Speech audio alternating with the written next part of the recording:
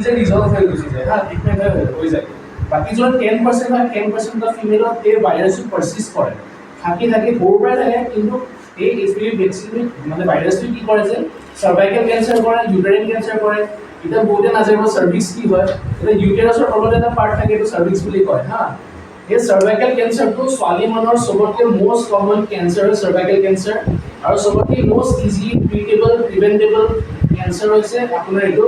সাৰ্ভাইকেল cancer so এইকাৰণে এইটো বহুত ইম্পৰ্টেণ্ট হয় সবতকৈ কমন হয় আৰু ইজিলি প্ৰিভেন্টেবল হয় আৰু ট্ৰিটেবল হয়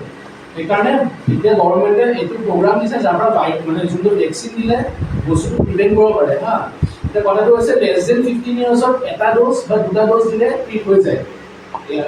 এতিয়া আমি এইকাৰণে দুটা ড'জ দি আছোঁ মানে গেৰেণ্টি টেষ্ট মানে হেৰি হ'বই হা প্ৰিভেণ্ট হ'বই চ' দুটা ড'জ দিয়ে এটা 0 ড'জ আৰু এটা 6 মান্থৰ এটা ড'জ দিয়ে চ' টোটেল দুটা ড'জ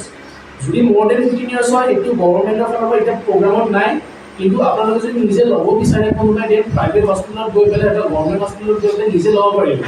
তাতেও দুটা ড'জ দিয়ে 0 আৰু 6 মান্থৰ হা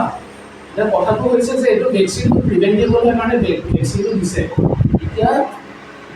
কেঞ্চাৰটো হ'লেতো টাইম লাগে কেঞ্চাৰ হ'ব আপোনাৰ 40-45 ইয়াৰ্ছত তাৰ আগতো বহুত ষ্টেজেছ থাকে যোনটো কেঞ্চাৰ নহয় কিন্তু এইটো এটা বেমাৰ হয় CIN বুলি সেইটো আপুনি ট্ৰিট কৰিব পাৰে হা সেই ট্ৰিট কৰিবলৈ আপুনি গম পাব লাগিব যে আপোনাৰ এটা ভাইৰাছটো আছে আপুনি এই 10% ফিমেলৰ ভিতৰত পৰে বুলি আপুনি গম পাব লাগিব চ' সেই গম পাবলৈ আপুনি স্ক্ৰিনিং কৰিব লাগিব তো পেপ স্মিয়াৰ বুলি এটা টেষ্ট আহে সেই টেষ্টটো কৰিব লাগিব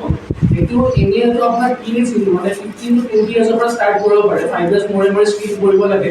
বাট মিনিমাম আছে আপুনি 30-35 ইয়াৰ্ছত এবাৰ টেষ্ট কৰিব লাগিব আৰু 40-45 ইয়াৰ্ছত এবাৰ টেষ্ট কৰিবই লাগিব every female as a doctor মই কম যে very important for every female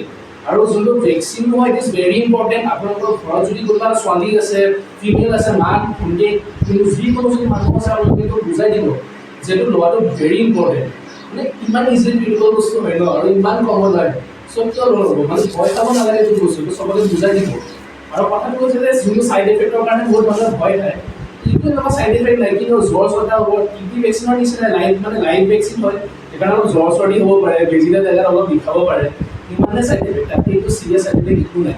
চ' আপোনালোকে ঘৰৰ মানুহৰ লগত কথা পাতিব স্কুলত টিচাৰৰ মানে পেৰেণ্টছৰ মিট সেইকাৰণে কৰিব দিছোঁ কাৰণ পেৰেণ্টছক বুজাব লাগিব এতিয়া আমি গভৰ্ণমেণ্টৰ ফালৰ পৰা যোনটো প্ৰগ্ৰাম হয় লেছ দেন 15 ইয়াৰ্ছত দি আছোঁ চ' এতিয়া যোনটো বেনিফিচিয়াৰী এইটো নিজে কনচেণ্ট দিব নোৱাৰে বিকজ লেছ দেন 18 ইয়াৰ্ছ হয় অলৰেডি 18 ইয়াৰ্ছ হ'লে কনচেণ্ট দিব পাৰিব নিজে চ' এজ নিজে কনচেণ্ট দিব নোৱাৰে সেইকাৰণে আপুনি সেই পেৰেণ্টছক বুজাব লাগিব বিকজ তেতিয়া পেৰেণ্টছে কনচেণ্ট দিব চ' সেই যোনটো গেপ হয় সেই গেপটো আপোনালোকে এজ এ টিচাৰ এইটো ব্ৰেক কৰিব লাগিব